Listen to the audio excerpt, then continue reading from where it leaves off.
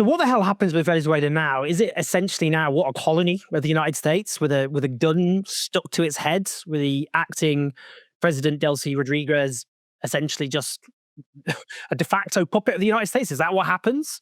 What does this mean for the future, not just of Venezuela, but obviously far beyond that as well?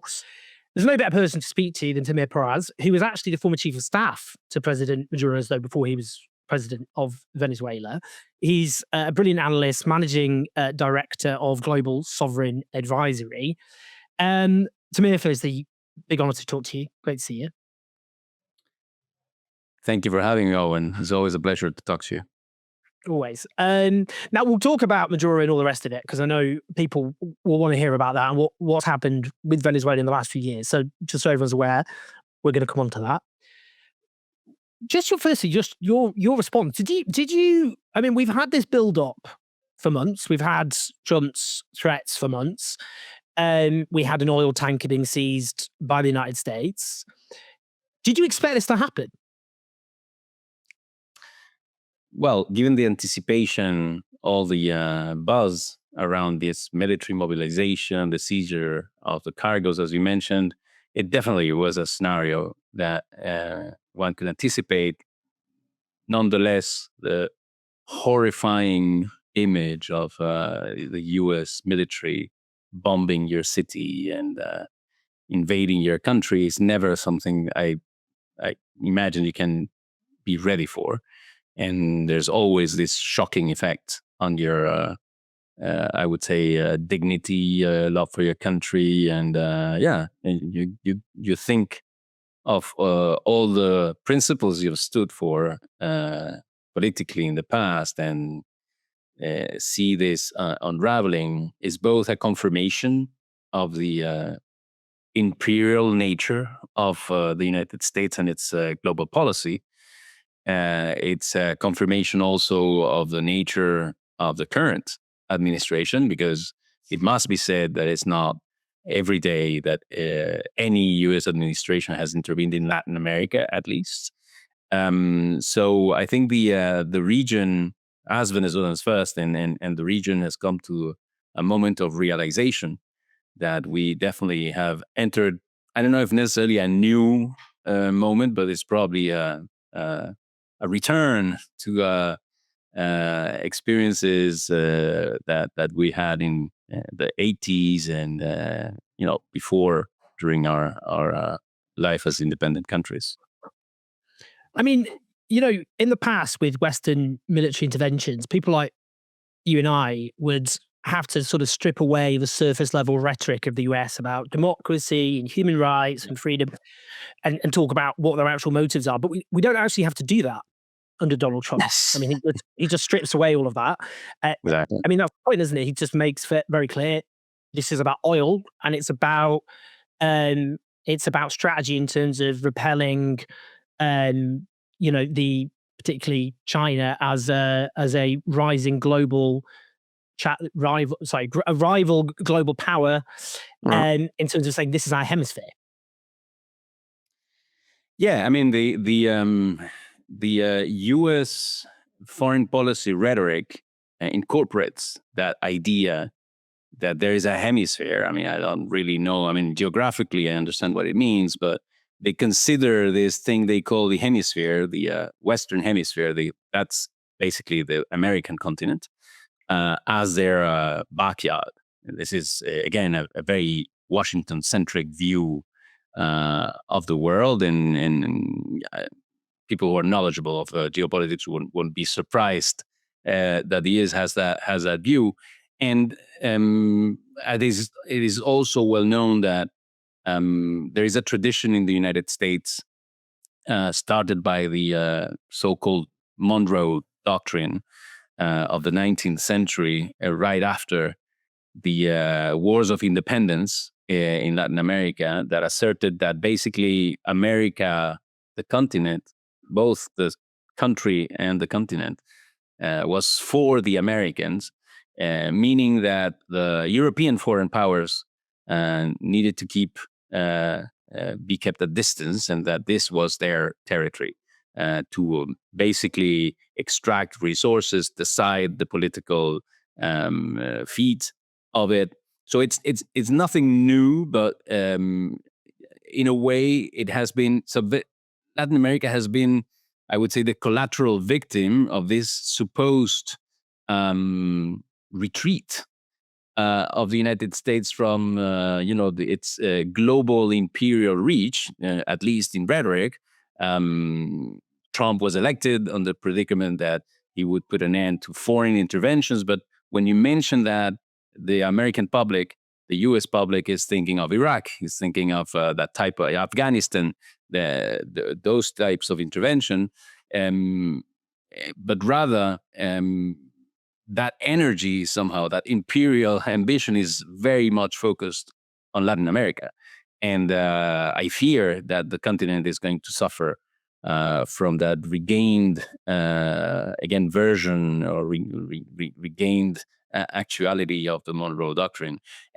But when to mention what you were saying about China, I think there is an illusion in the United States that this type of affirmation of its might and focus on Latin America can somehow put a check to a mega trend that is China. I mean, China's influence in the world, but in Latin America, has grown over the past 2 decades. But that's not necessarily the consequence of China being willing to export its political model, to control the Latin American nations. They pursue essentially economic interests, and basically they pursue them as they become the industrial powerhouse of the world, as they become the factory of the world. They become the number one trading partner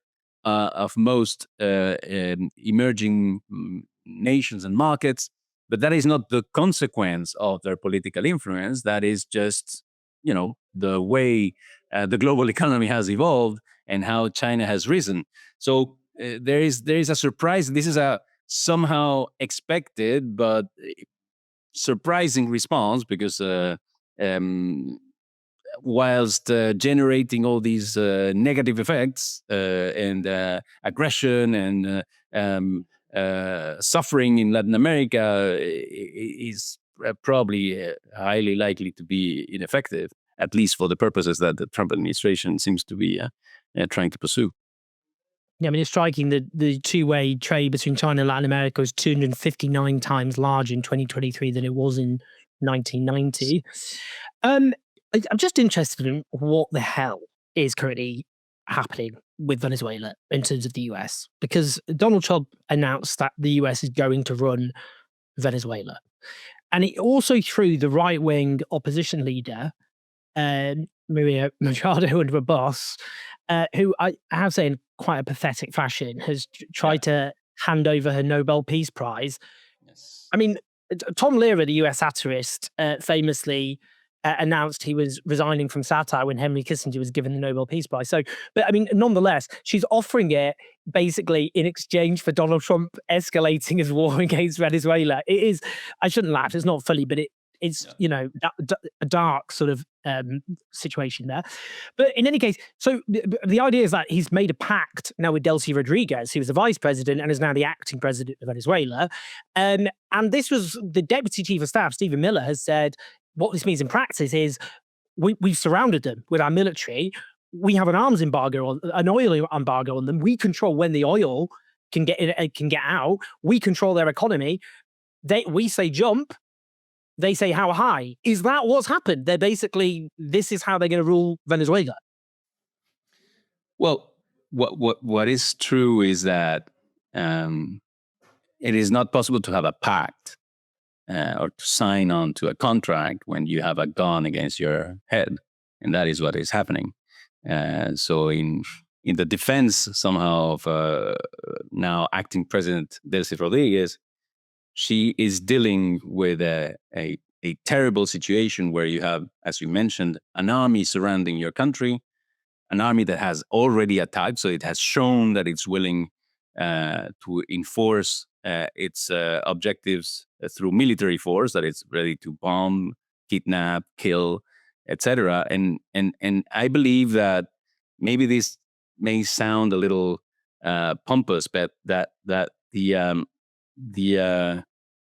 Chavismo in Venezuela, the institutions of Venezuela, once they recorded the fact that the country was under attack, that the president had been abducted and taken illegally to the United States, I think there is a moment of realization where the preservation of the nation becomes the number one objective.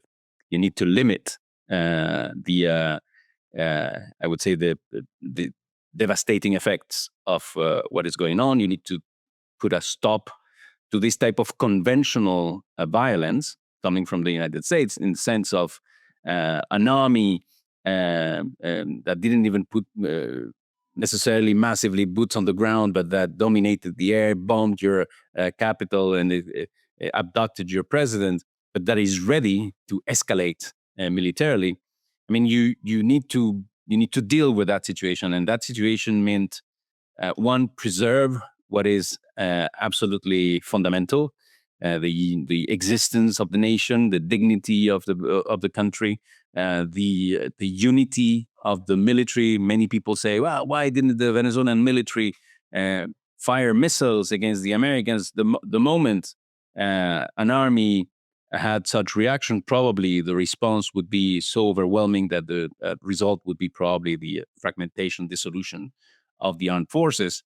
I think that, again, I don't want to sound conservative, but I think that it is a very, very difficult situation she is facing.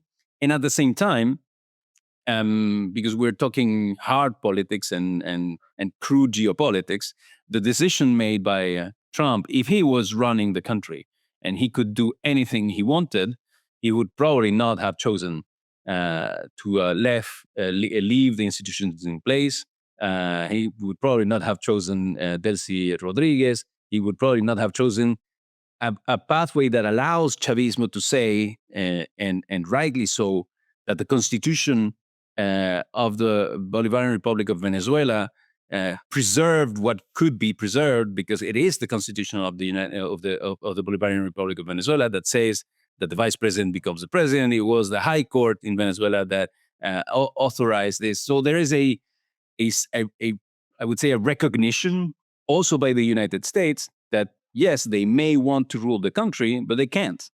If they want to have an interlocutor in Venezuela, that interlocutor needs to have the ability to guarantee the stability, the ability to govern, and that force, that political force, is real. Contrary to what has been said, that Chavismo exists only because one evil man who's a dictator is subjugating the people. This is a political force that has the reality of power and has the ability to govern Venezuela. So again, he might say, we are running the country and you are just following our orders. The reality is that if he wants to assert his goals, which is absolutely have access to Venezuelan oil reserves, he would have to deal with Chavismo, and that's the situation we're in. I mean, as she said, she sworn in under constraint, and she said it openly, and I think she means it. Yeah. I mean, just in terms of what does happen there in terms of oil, because that's Trump said over and over again. He said it's about oil, and he also said that he met with oil executives before launching what is an illegal assault on Venezuela, and that they're ready to go in and all the rest of it. And he talks about we're going to be selling oil, and he's talking about Venezuelan oil, but he's framing it as though it's our oil already. I mean, is it just the case in practice that he will absolutely, that's his key focus, he will get control of the oil industry and control of Venezuelan foreign policy? He'll prohibit them from dealing with China and Russia and all the rest of it, because if they don't agree to that, he would just bomb them. And there's absolutely, I think it's absolutely clear he would actually just bomb them. Yes. Yeah, that that last piece is absolutely right. And he has shown that he's ready to push the button and unleash violence on Venezuela. That is true. Again, my country is facing a terrible situation. I think we are just hours away from what happened. I think it is fortunate somehow that the cohesion of the country has remained, that this hasn't deteriorated into a full-scale chaos. And at the same time, it must be remembered that Trump's claims are, well, as usual, outrageous, but also very inaccurate in the sense that Venezuela, of course, Venezuela is not American. I mean, but that doesn't need even explaining. But the fact is that the Venezuelan oil industry was nationalized in 1976. So this is not even under Chavez. What he's referring to is, or at least what I suppose he's referring to, is the fact that in 2007, after an opening of the oil industry to the private sector, it literally had that name, the policy. It was the opening up of the oil sector in the 1990s, was limited to an area in Venezuela. Venezuela is endowed with the, as it is known, largest oil reserves in the world, but most of those reserves are made up of extra heavy oil. There is a vast area called the Orinoco Belt, where most of those, more than 300 billion, because 300 billion are the certified reserves, but the reserves may be maybe the double of that. So that is how much oil there is in Venezuela. But there's lots of extra heavy oil, which is difficult to extract, which is expensive, etc. So in the 1990s, there was an opening for international companies that were willing to engage in the exploration and exploitation of that oil. And the conditions were extremely favorable for the companies. And among them, there were 3 US companies: Chevron, ExxonMobil, and ConocoPhillips. And those 3 companies built infrastructure there and exploited that oil in very, very favorable terms. When I say favorable terms, I don't want to become too technical, but the oil industry being an extractive industry, some economists, Venezuelan economists, say that the oil revenue is a rent. People are familiar with that idea of the rent, but he says is a rent on the world economy, because the oil is not produced, it's just extracted, and then it is sold in the international market. So Venezuela, in this case, becomes rich, extracting money from the rest of the international global economy. So the key, the war around oil is the split. Your share of the rent. Is it overwhelmingly is the owner of the resource, the sovereign, the state, that is entitled to it, or is it the operator, the company that comes and puts all the equipment, etc.? So, and the history of oil throughout the world is, and the geopolitics of it is a struggle between the 2 poles. Who extracts is like capital and labor in the traditional Marxist analysis of the economy. Here is about the value of that oil.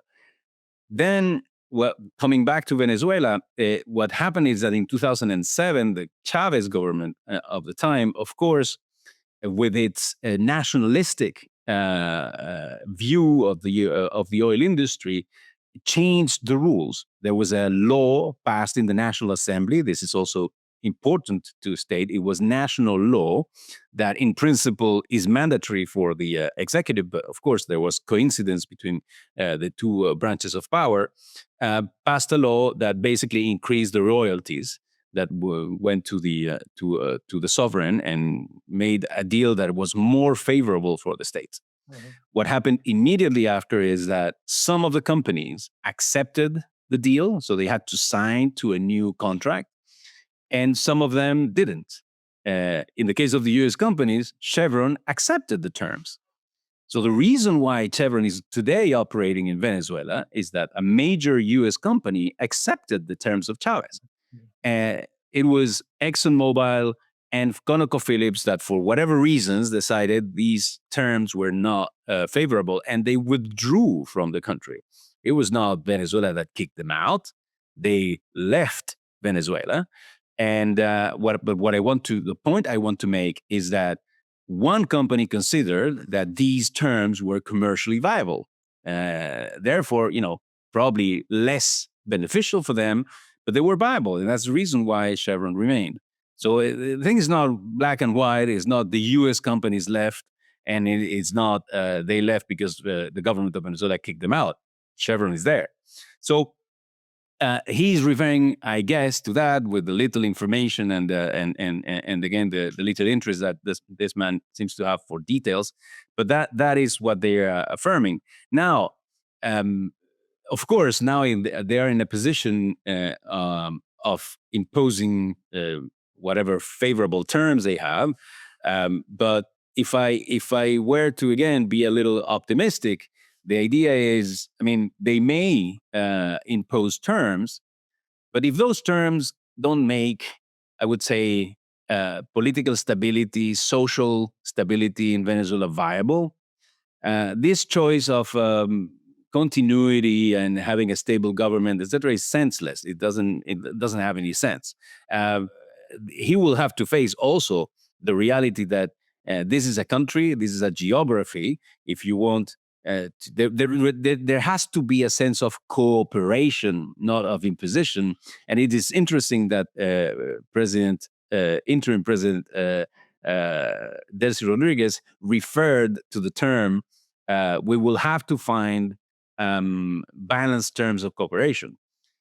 If the U.S. doesn't like it, yes, they can unleash an attack on Venezuela, but that, once again, if they want to control the oil of Venezuela, they will have to come to Venezuela. They will have to occupy Venezuela. And I can guarantee you that type of potential low-intensity conflict that they could unleash by doing so could very much resemble to what they have experienced in the rest of the world. I think that's kind of alluding to Vietnam and Iraq and those sorts of catastrophes to the US. Yeah. I mean, in the New York Times, it was reported just along those lines that the basis of their strategy, because some were going, well, is it because Maria Corina Machado got the Nobel Peace Prize and he feels slighted? But actually, that's not, that's the New York Times suggests that, actually Rubio, the Secretary of State, who's obviously a Cuban American, he's pushed this on the grounds that it would cause destabilization if they tried to impose the right-wing opposition leader, and therefore, and it would require substantial military engagement and basically end up in the situation you're talking about there. So that's why they're making this pact. Oh, this not a pact, as I've said. It's not a pact once we've got a gun to the head, but you know what I mean. This strategy. Yep. Yeah, absolutely. It is striking initially that Marco Rubio was or is, I mean, extremely close with someone like Maria Corina Machado. I mean, the Cuban and Venezuelan exiles have a stronghold in Miami and in Florida. He obviously comes from that. I mean, that is his constituency. And these are people that are that are neighbors. Their interactions are extremely intimate, and their politics are the same. They have known each other for decades. So saying that Maria Corina Machado has influence on the Secretary of State wouldn't really depict the situation. They're extremely close, and I believe that, I mean, what we have seen was I would say a striking lesson of realpolitik. The opposition in Venezuela has for years, and in particular the I would say the faction controlled by Machado, that increasingly became the controlling faction of the opposition, because through failed strategies of sabotaging Chavismo in Venezuela, one after the other, the leaders of the opposition basically demonetized themselves. And she somehow preserved some capital by being the extremist, the one that wasn't willing to compromise on anything, that they didn't want to legitimize anything about the institutions of Venezuela, not engage in contacts with the Chavista government, remaining somehow in a radical anti-institutional position that was allowed basically because this woman is a rich person that comes from a rich industrialist person. She doesn't have a job or a known economic activity. She has dedicated herself during the last 25 years to being, her political persona. If I may also recall, and probably you remember this, the beginning of her political career was in 2002, 2004, when in Venezuela was implemented this recall referendum that is contemplated in the constitution in 2004, a recall referendum challenging Hugo Chavez, then tenure as president. Chavez ultimately won the referendum by landslide, and she organized an NGO that basically had pursued the purpose of demonstrating or showing that there had been a fraud in those elections, whereas again, international observers had perfectly certified the elections. Well, the reason why I mentioned this is that she has called a fraud every election ever since. This is to say that somehow the argument of the later years against Nicolas Maduro suffered somehow from that history, that Maria Corina Machado had attacked every election in Venezuela since the beginning of the Bolivarian process. But more importantly, it was the same arguments that were mobilized in 2020 by the Trump administration because of the fact that one company that had operated voting machines back in the days in Venezuela, was also providing the machines to, I don't know, somewhere in the state of California or something like that. They used exactly Maria Corina Machado's material in order to attack the legitimacy of the 2020 elections. This is just to give you a little insight on. Sorry, she indulged. She's personally indulged the treasorism over the 2020 presidential election in the United States. Exactly. So and finally, but this sort of outsourcing of your political strategy on the U.S. government, basically relying on them to reach your political goals in Venezuela, whereas she believed that the moment the U.S. would take action and enter Venezuela, she would be the chosen one. Well, she has had I would say, a shocking lesson of realpolitik, because this focus on the international side convinced the Americans, rightly so, that she had absolutely no relays inside the country, that she had absolutely no contacts with the Venezuelan military, that she had been insulting, she or her organization had been insulting for years. And of course, they came to the conclusion that should they impose her as the new leader of the country, turmoil would ensue, and most probably the military wouldn't accept it. So again, this is a proof of the imperial nature also of the U.S. policy. An empire doesn't have allies. An empire has either enemies or subjects, and in this case, apparently that empire respects more the political profile of the Chavistas in Venezuela rather than their closest ally.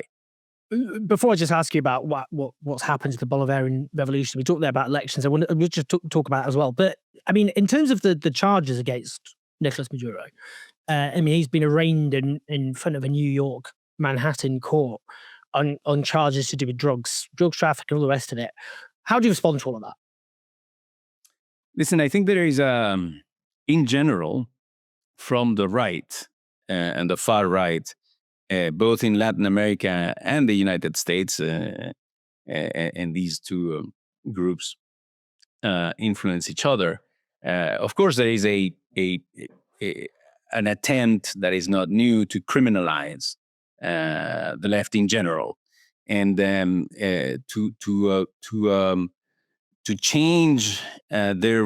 I mean, the right wing in Latin America, in some cases, builds an ideology that uh, that has this conclusion: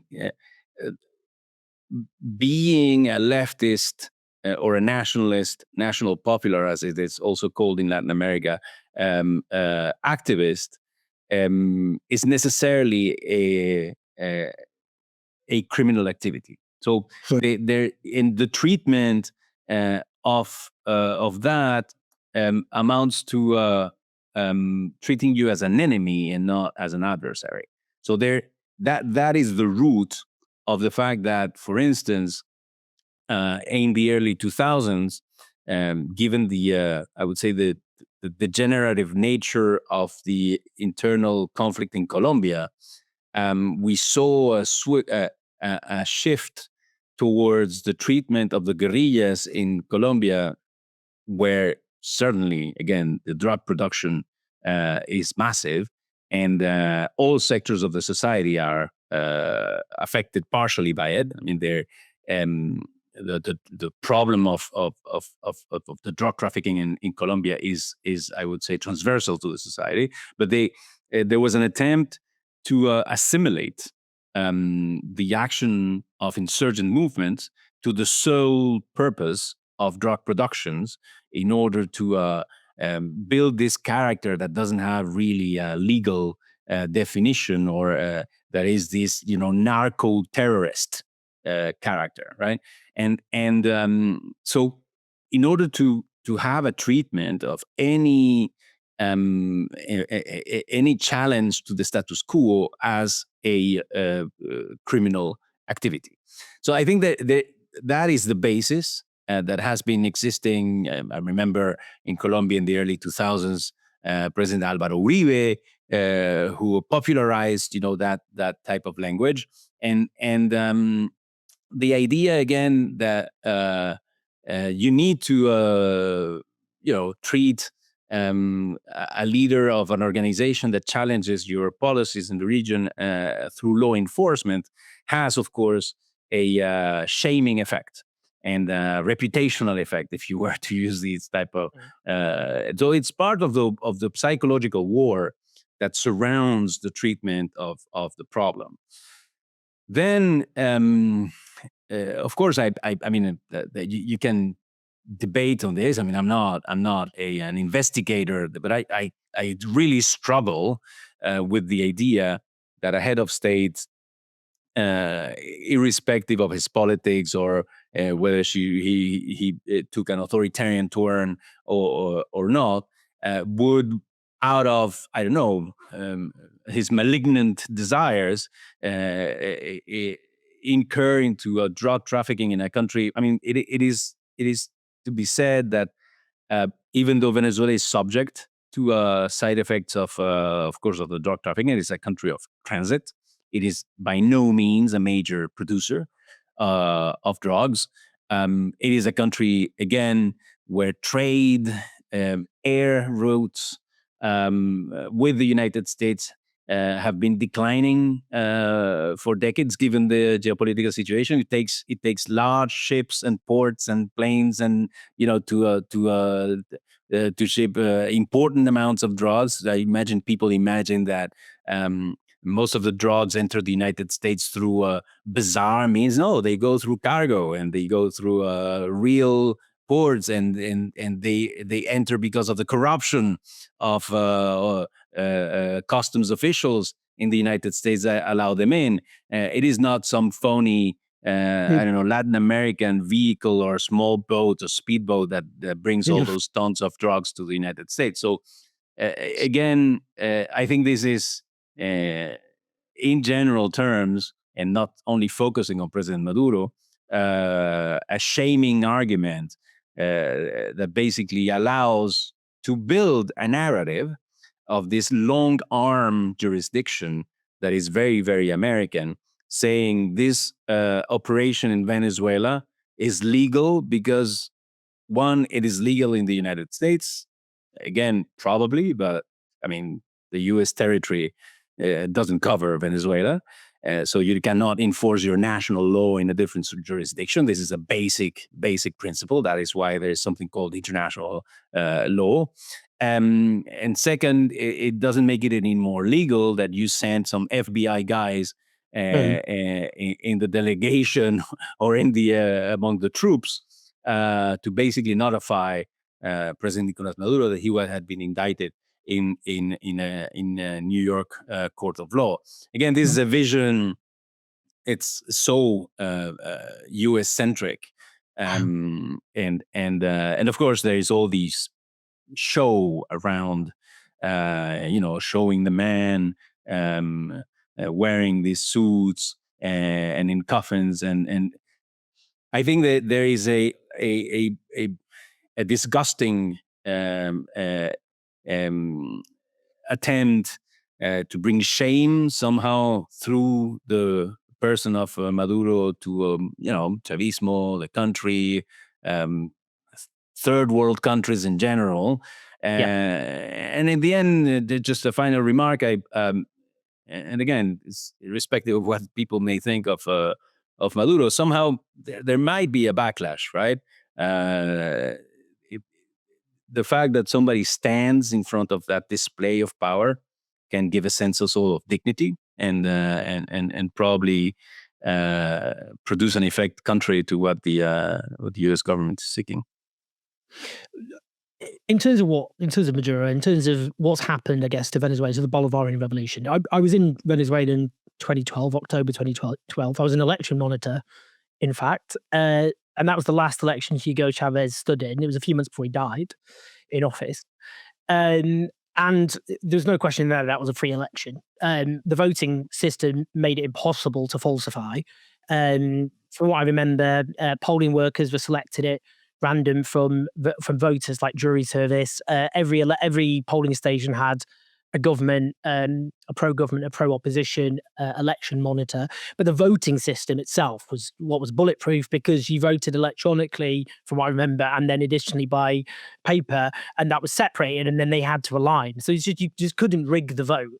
And international observers like the Carter Center gave it a clean bill of health. He won 55% of the vote, and the opposition won about 44.3%. Now, that at the time, Venezuela was a bit like a life raft for a lot of the left at the time. It was there is no alternative age, and you had the kind of this, speaking of an alternative, using the oil revenues of Venezuela to invest in social programs. The economy was growing, poverty rates had massively come down. You could see the social programs, the impact that all had. There were problems, and I remember, speaking to Venezuelan voters at the time, the main issue that would always come up would be law and order. It would be criminality on the streets. That's what would mostly come up as the kind of big issue. And there was also the fact there was an attempted coup against Chavez back in 2002. My parents took in Chilean refugees in the 70s, and that haunts the left. What happened to Augusto Pinochet, and people saw Salvador Allende and all the rest of it. The Bolivarian revolution, let's be honest, went off the boil badly. And there is obviously the context of US interference and sanctions, which I'm not going to ignore. But it wasn't just that, was it? I mean, the economic catastrophe which has enveloped the country isn't just about that. And I'm wondering, firstly, what you think about that. And secondly, those elections were not rigged and couldn't have been. The last elections were clearly rigged. I would say, and they refused to print the tallies that they had to correspond, and they claimed that they'd been cyber hacked. It's just not at all believable, and the decimal rounding of the voting was just so that. So I'm just interested in what you think about that. What the hell happened to the Bolivarian revolution? Why such? I mean, these are big questions, so I'm lumping them together. Why the economic catastrophe? But also, this is an authority. We're not going. It's difficult to talk about this because we need to stop this criminal attack. Yeah, But this is a dictatorship, isn't it? It's not. This was not the country I went to in 2012. I understand your point, and I'll try to be as concise as possible, Yes, since sorry, that was a it lot. is it is a large question that you're raising. Now, listen, I think there is I mean, to address your matter. I mean, I went public in. I mean, in public, it doesn't mean that it went throughout the world, but at least in Venezuela, it was relevant at the time. In 2013, I voiced my disagreements with the economic policy that had been that President Maduro, in his initial months and years in term, was pursuing. And then I took a different stance. I think, the Venezuelan economy could have had a different trajectory if series of reforms were implemented. But that's just to state that that is there, and I voiced my disagreements very early in the process, and to come back, and I'll come back to that and the effect of the sanctions. But I would like to start with something that was very important. The Bolivarian Revolution, for me, and for those who are not familiar, it starts in 1999. The election of Chavez, and then the drafting of a constitution that is approved by a national referendum by a huge majority. Right. This is, for me, the embodiment of a democratically a democratic revolution. Somehow, you elect a force that has a large backing, and the idea is to transform society through democratic means. That's, in my opinion, the genius and the charm of it, of Chavez's proposal, and that was his, I would say, his strategic focus until his death. So that's how Venezuela functioned, and probably ended up being attractive for all the leftists around the world. But there was a fundamental contradiction or problem, and that is, we voted a constitution. That means that in order to have a functioning democracy, you must have, again, plurality of views, people opposed or supporting the policies government, but within the framework of the Constitution. So you need to agree on the rules. You need to agree on the set of institutions that govern the political system. And I had hoped at the beginning of it, like if I often drew a parallel with the French Revolution to simplify things and explain things. You you still had, at the beginning of the Bolivarian Revolution, people who were ancien regime and people who were in favor of the new arrangement. And the opposition to Chavismo at the beginning didn't oppose the policies of Chavismo. They opposed the whole thing, the process, the constitution, the new arrangement. This was like an ancien regime type of opposition. And the problem is that we, Venezuela, somehow, if I were to speak about it, we never solved that. The opposition never became a loyal opposition, as you would say in the UK. There was always a component of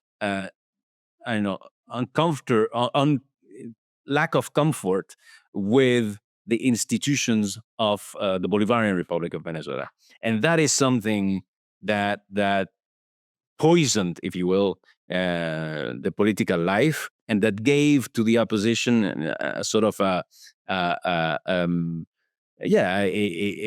unloyal profile, and always plotting, always looking for a final defeat, inflicting a final defeat to Chavismo to erase it from the face of the earth, etc., etc. The answer Chavez gave to that, because he couldn't solve that. You can invite people to jump in, but you cannot force them into it. The answer was to build an overwhelming majority. That was somehow the practical arrangement. In order to make things stable, you needed to constantly build massive popular support. And that drew a tremendous amount of energy, to be honest. I remember those years. That was probably the largest challenge of all. You need to, run the country and take a toll for the price to pay for, trying to change things, and at the same time being mindful that you need to mobilize the poorest of the society that, sociologically speaking, are the classes that won't mobilize unless, there is this sense of belonging to a superior and energetic political project. The bourgeois always go and vote, for their interests and against what they. So that was the matrix of the Bolivarian Revolution. The problem is with Chavez's death that all this capacity to build these majorities, these capacities to make this arrangement hold through the adhesion of the masses somehow vanished, and relatively quickly. And the old reflexes of the opposition came back, and honestly, Maduro, who had been rightfully elected in 2013, very early, but I mean in 2014, out of the blue, out of nothing, had to face with a rebellion of the far right that was launched on February 2014. Two of the figures of the far right of Venezuela led that upheaval, one of them being Maria Corina Machado.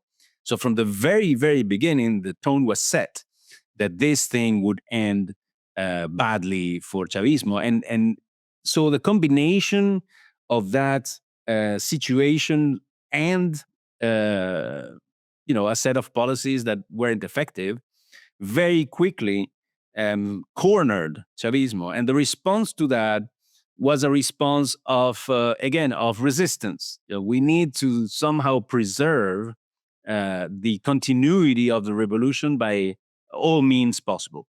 So that is the process that you're depicting, where Chavismo under Maduro became harder and harder on his grip on the different institutions of Venezuela and became more authoritarian.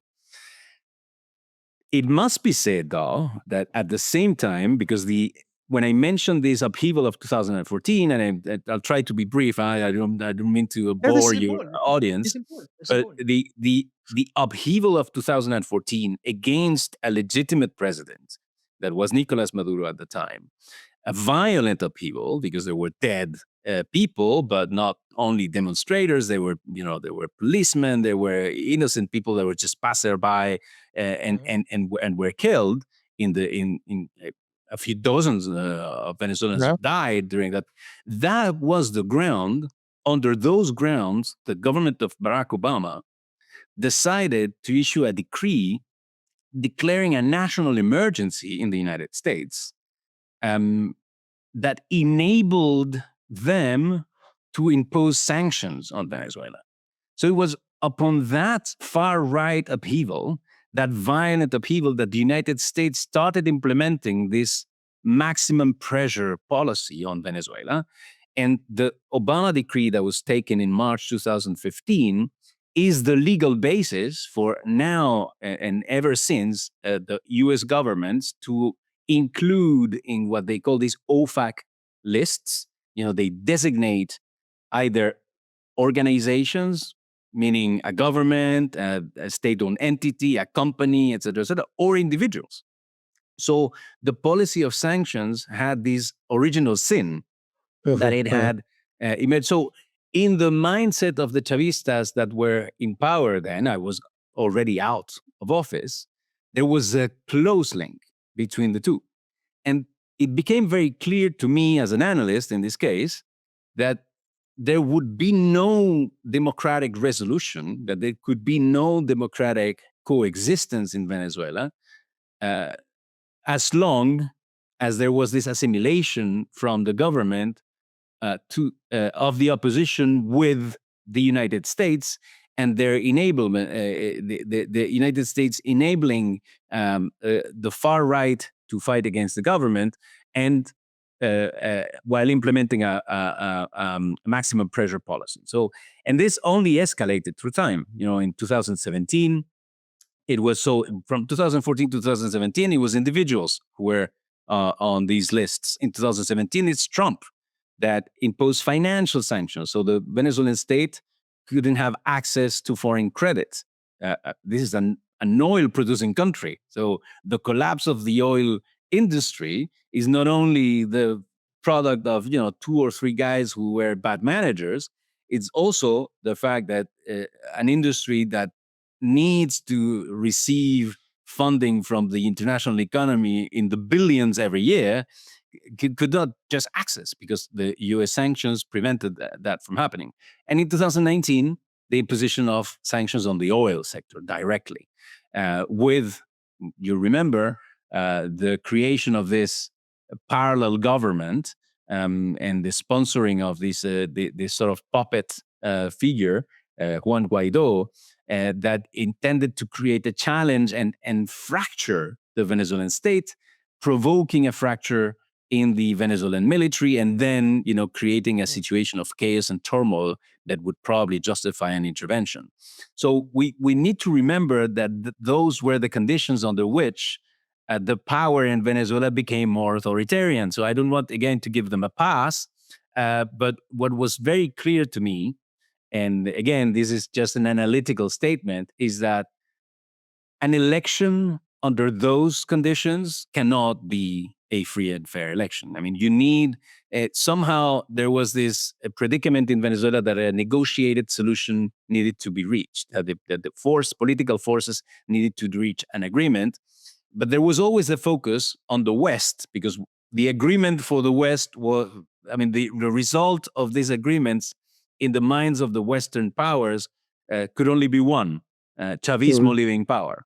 And the Chavistas knew it very well. So the idea that an election would solve the problem in Venezuela was completely wrong.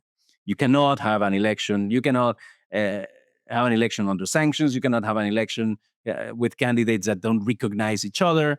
The loser would go most probably directly to prison.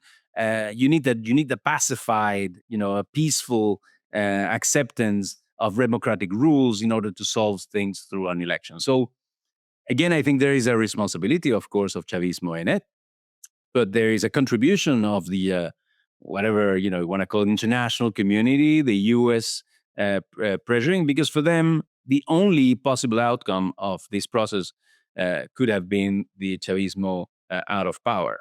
So it is all the more, I would say, ironic that when at the end the US imposed its will through force, it has also come to the realization that, in fact, their interests now are mainly material, if you will, focused on the material benefits of it, and that they would get along with Chavismo remaining in power as long as they guarantee stability. It's a kind of unexpected turn of events. That was really fascinating, by the way. But a lot of people listening to that would have found that very educational. And it's context, as you say, you're not justifying the authoritarian turn, but it does provide, obviously, the context which was very much present in Venezuela. And as you said, you oppose the economic position, which, notwithstanding the US position, obviously has ended disastrously. But in terms of what happens next, that's what I just want to talk to you about, because he's made it clear he's got a list. Greenland, and I don't want to just, I'm not going to focus on Greenland because that happens to be the European, because it's Danish territory, it's European. He's talking about Colombia. No one can deny the Colombian president is democratically elected. He's the first left-wing president in the history of Colombia. No, he didn't rig any elections. He won that election fair and square. It was very hard for the left to win in Colombia, because that's a state which has been physically liquidating and exterminating leftists for decades. He's threatening Mexico, whose president is, again, left-wing president, but one of the most popular elected politicians on the face of the earth. And also, of course, threatening Cuba, which has been under US embargo now since 1960 or so. I think a lot of people just, they think of first-term Trump and they think he's all bluster. But do you think this is the beginning? They're really going to go for this, and they could very realistically end up going for Colombia, Nicaragua, for that matter, Mexico, all the rest of it.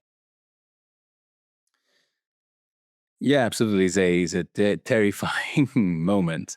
Um, Listen, I believe that um, the attack on Venezuela has two purposes. One is showing, the resolve.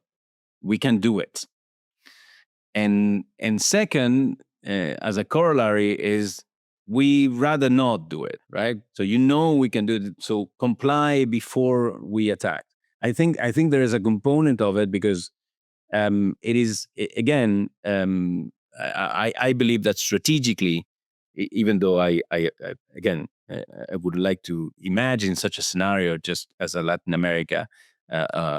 In itself, I oppose the principle of it, but of a foreign intervention. But I think that there is a strategic thinking also in Washington that a full-blown, full-scale military occupation, etc., isn't viable, and that is something that would drain the the energy of and would render irrelevant whatever objectives this mobilization was. I think that the Americans have learned that, at least for the moment. And if they want to, this is about resources. This is about compliance. So basically, there is this example set on Venezuela, and I imagine they would aspire the Colombian president to get the message, or the Mexican president to get the message, and be more cooperative. So it's a bit of a gangster way of conceiving the international relations. Should I remember also that um, we have been speaking about sanctions. In fact, in the legal term, because sanctions need to be decided by the United Nations Security Council, but it happens to be like that. International sanctions are voted by the United Nations Security Council. What countries implement are defined in international law as unilateral coercive measures, and coercing a country is illegal. You cannot blockade a country to force its hand into, signing a deal. That is illegal. But I mean, who cares? But that's the law.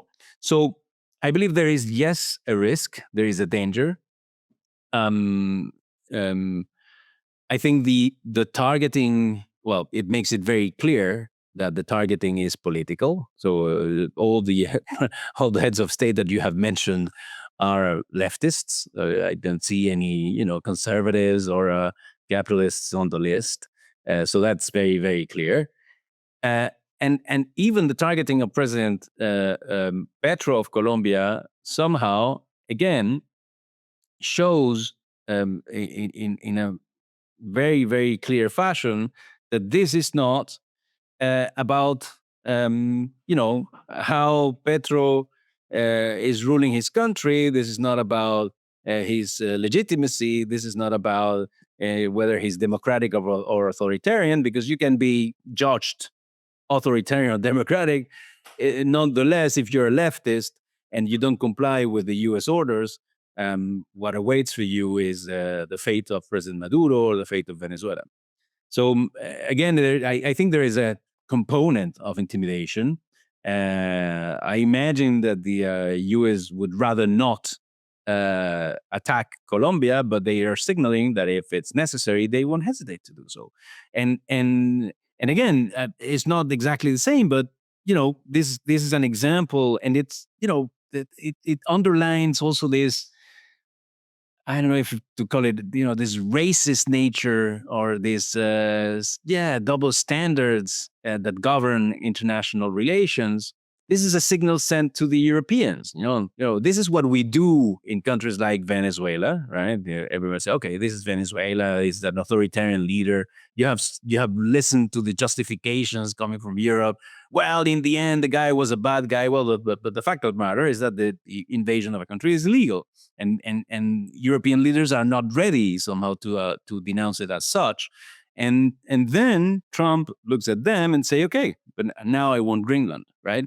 And you're gonna give it to me. So this idea from Europe, that the fact that you belong to the NATO, that you are allies, or that you are, I don't know, functioning democracies, well established and leading countries of the world, is going to save you from the ambitions of the United States, I think it's also